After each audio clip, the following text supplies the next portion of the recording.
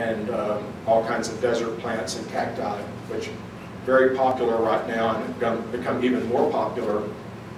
The placement of these, I went by at the entrance to an apartment house yesterday, and they planted an agave on either side of the entranceway. It's this tall now, but it's going to get this big, and you won't be able to see to get out of the apartment when they grow up. My bank yesterday, I pulled into the motor bank, and they put an agave in front of their sign. I guess they don't want anybody to know who they are. So I think selecting plant palette that works for you, that you like, and a plant palette that is effective for the type of garden that you want and for the amount of maintenance that you want is important.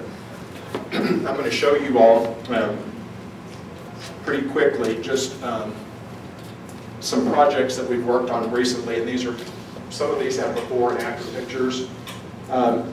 This is a place that we went to, and these homeowners had collected these stones every summer when they went to the family place up in the country, and they brought them back. They don't really adhere to the philosophy of using irrigation. They want everything to be more native. The lot that they're on had a 25% slope, so when you're walking in the backyard, you're walking like this. They live on Salado Creek. Salado Creek is down below, and frequently in flood stage, this has all been underwater right there. So those were kind of the challenges. And then these people also wanted to build a labyrinth on this site, which the size labyrinth they wanted was 25 feet wide, which is about the width of the back space of the yard. And for those of you who don't know, labyrinth's a walk, a meditative walk that people create in their landscapes. A lot of churches have them now. And in this particular case, they were in charge of the labyrinth construction at the Church of Reconciliation, and so they wanted to have one in the back of their home. They had some steps that were pretty tough to get down to from their deck, and in the end, what we did is we created a lot of drainage places so that we could level out the back of the landscape, and the rough areas over there are areas where the drainage actually goes. These areas with the granite are actually areas where they're starting to install a huge collection of cactus and native plants that they already owned. And this is the base for their labyrinth, which is done in granite. And they are going to bring rocks and create the shape of the labyrinth.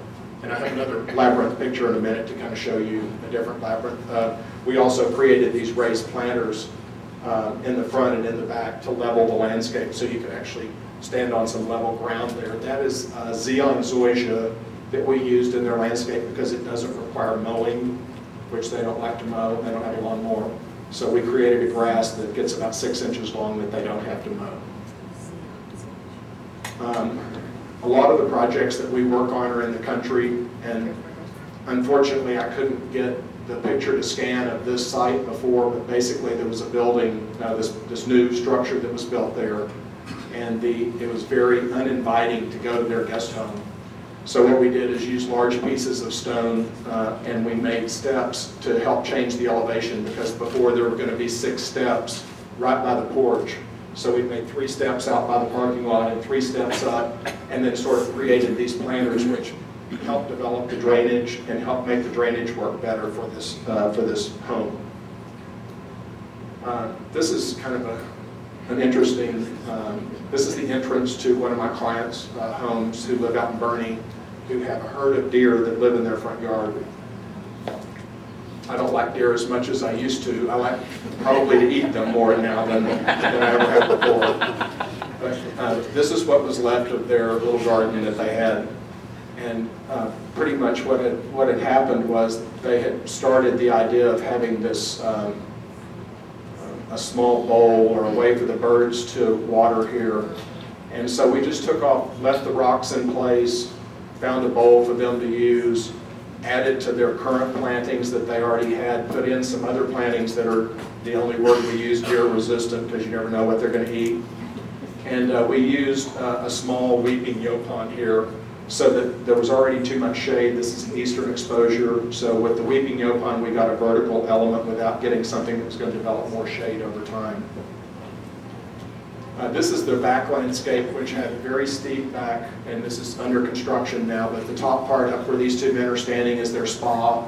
It spills over, as well as there's another pump that runs that takes you down into the pool down below. And so this is, as you can see, is a much more complex project, and these are projects where you have to have everybody on the same page, the pool contractor, the stone masons, and so frequently having someone to pull all that together for you when you're doing a project that complex is a good idea. This is a Spanish contemporary home. This is my home that I've been talking about all day today that I used to love. This is the pictures of the front of the home. It had some fabulous, really incredible light fixtures. It's all white stucco. It's the first of the Spanish contemporary houses built in San Antonio. It had 2 steps. One was 8 inches and one was 7.5 inches. Very difficult. And then this driveway, the walkway down to the driveway sloped a whole lot. And pretty much what had happened is Asian jasmine had taken over the entire landscape, was growing up into the trees. There was St. Augustine grass in the island. And really kind of the appeal of the house was its simplicity. And so we created a new entranceway using native plants, and we created a new set of steps using cantera stone from Mexico that went along with the idea of the Spanish contemporary home. And we used these containers, which incidentally are plastic. They're wonderful looking, but they're actually plastic. And we have red yuccas in those, and then we do seasonal color around them. But this is kind of how the front of the house looks now.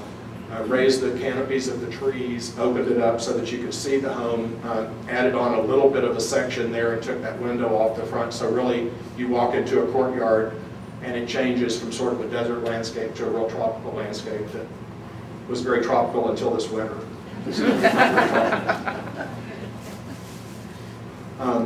This is a typical home that we see when we go out. This is a home that was built in the late 70s or early 80s. Basically, the walk was 2.5 feet wide, so you're barely able to get up the walk. Lots of steps of different sizes, which are very unsafe. And really, they had done a great job of redoing the front door and sort of the new entranceway to the home, but there was still no appeal, and there were a lot of big hedges that were overgrown. This hackberry tree had grown up just to the right of the ADT sign, and there were these old timbers that had been put in there and painted dark brown that supported some different plants. And really, the thought was to try to see the house more from the angle where the column is, and not to see the house head on the way that the other walkway made it. So this is the renovated front. So the hackberry tree is gone. There's a Japanese yew now that's trimmed as a tree on the corner. A little place, this lady likes to drink wine in her front yard. That's one of the prerequisites, so there's a space for her to sit in the front yard and drink wine. And all these boxwoods were salvaged from the front of the home and cut back to be used as nice, big, chunky elements for the landscape. So when you walk up to the home now, instead of coming up straight on to the front of the house, we moved the walkway over to the left and created some walls, so you have steps, landings, landings, and steps to go up to the front door, so it isn't quite such a hike. You don't feel like you're going on an outing when you get there. This client had lived in this home for about 30 years. This is one of the things that I think made me think about when Ann Schiller called me and said renovating tired landscapes. And I'd known this person for a good while, and she called me one day and said, "I'm horrified. My daughter's getting married in 2 months. They want to have one of the parties at my house, and you have to come see it." So I came to see it, and it was this boxwood